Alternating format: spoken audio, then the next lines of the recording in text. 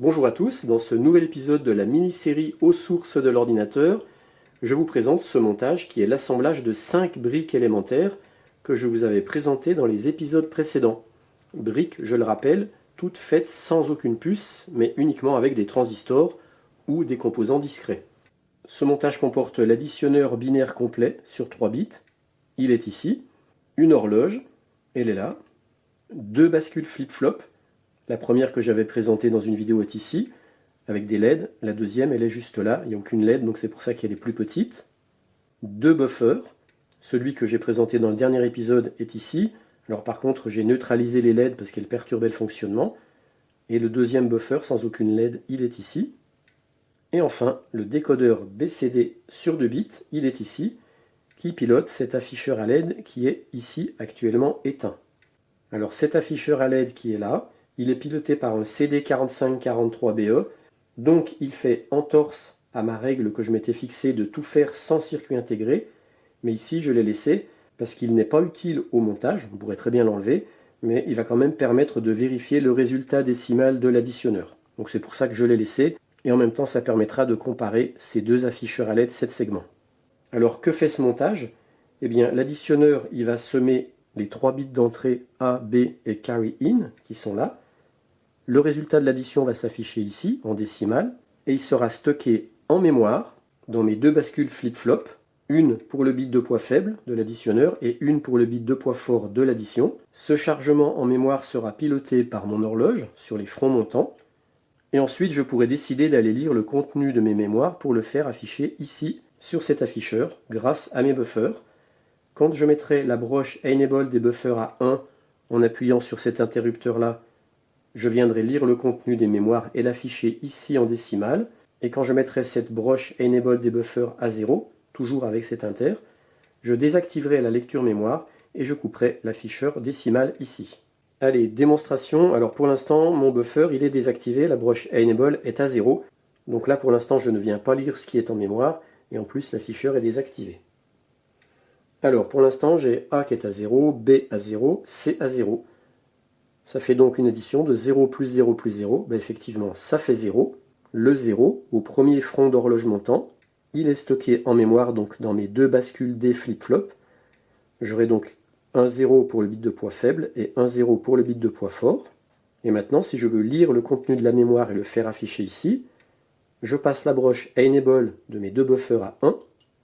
Et voilà, le contenu de la mémoire s'affiche ici. J'ai bien 0 en mémoire. Pour l'instant, je vais vraiment faire pas à pas, donc je vais redésactiver la broche Enable des buffers. Donc je coupe la liaison, et maintenant je vais changer les datas de l'additionneur. Je vais faire 1, plus 0, plus 0, ça me fait 1. Et là on voit que dès le premier front montant d'horloge, le 1 c'est déjà stocké en mémoire. Ça c'est le bit de poids faible qui contient des LED, donc on voit bien que sur la sortie Q de ma première bascule des flip-flop qui stocke les bits de poids faible, eh bien j'ai déjà un 1 qui s'est stocké en mémoire.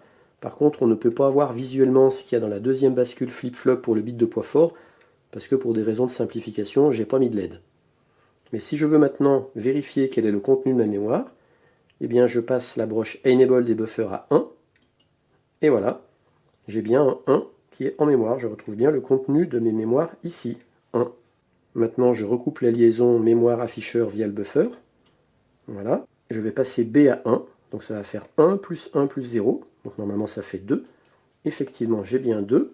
2 en binaire ça fait 1, 0. Ben effectivement on voit que le bit de poids faible il est repassé à 0 parce que la LED s'est éteinte. Et là on ne le voit pas visuellement. Mais sur la deuxième bascule flip-flop, le bit de poids fort, je dois avoir un 1. On va le vérifier tout de suite. Maintenant je viens lire le contenu de mes mémoires. Je passe la broche Enable des buffers à 1. Et effectivement je vois bien que j'ai 2 en mémoire. Maintenant, je redésactive les buffers.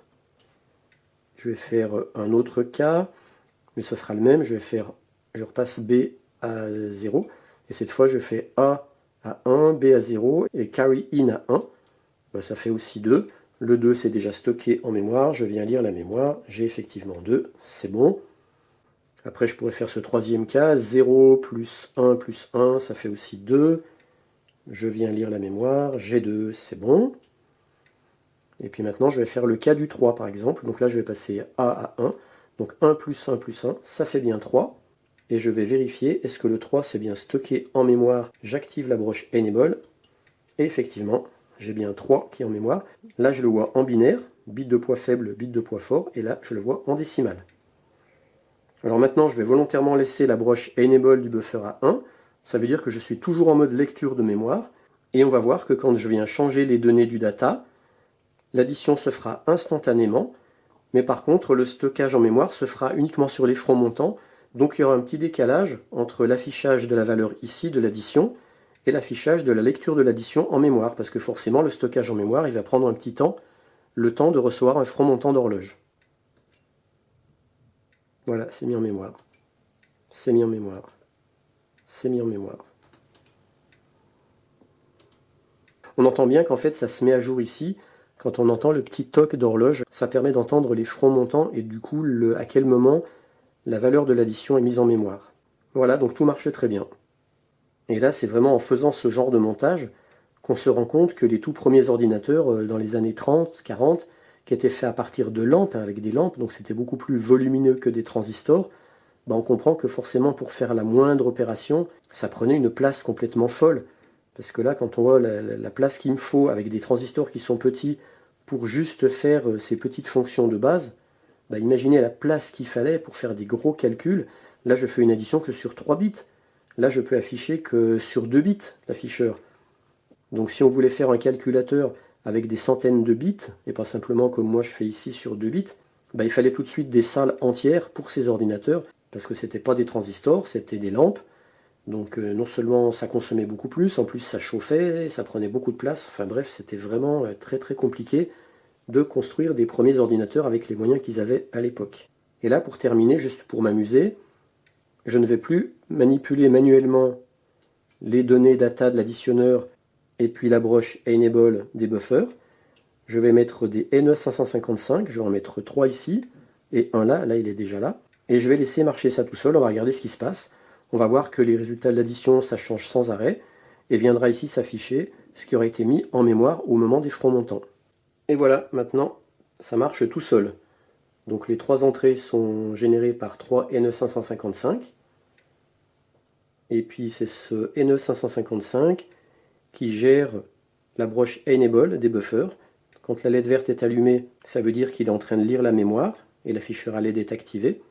Et par contre, quand la LED est éteinte, ça veut dire que j'ai coupé la liaison entre la mémoire et l'afficheur à LED.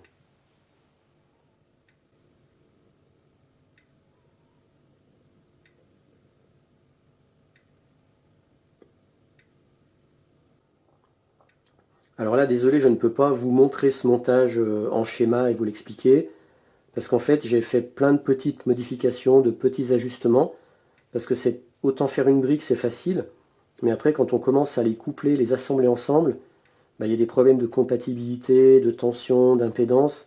Donc j'ai fait des ajustements, j'ai pas mal tâtonné, j'ai passé pas mal de temps pour faire ça, pour assembler tout ça. Mais si vous voulez, j'ai pas noté les modifications que j'ai fait. Je sais que parfois j'ai modifié des résistances, des valeurs de résistance, mais je les ai plus en tête et je sais plus ce que j'ai fait comme modification. Donc désolé, je ne peux pas vous redonner tout le détail, ça me prendrait un temps considérable. Il faudrait quasiment que je revérifie toutes les résistances, que je les remesure toutes, et puis qu'après j'arrive à faire un schéma d'ensemble avec toutes les valeurs, mais vous voyez bien que ça serait impossible, mon tableau n'y suffirait pas. Mais bon, si je vous montre ça, c'est pas forcément pour que vous cherchiez à le refaire, mais c'est plus pour donner l'envie à certains peut-être de revivre un peu cette expérience, d'assembler ces briques et d'essayer de les faire marcher comme ça. Mais moi ça me fascine, je trouve ça tellement magique, et c'est pour ça que j'ai voulu vous partager ce montage, parce qu'en fait ça fait un moment que j'avais cette idée derrière la tête, de me faire un additionneur qui fasse un total que je puisse stocker en mémoire, et après que je puisse décider d'aller lire ou pas le contenu de la mémoire pour le faire afficher sur un afficheur que je me serais fait moi-même. On est d'accord que ce montage ne sert strictement à rien, mais pas complètement parce que c'est quand même le meilleur moyen, je trouve, de comprendre et d'apprendre de façon ludique.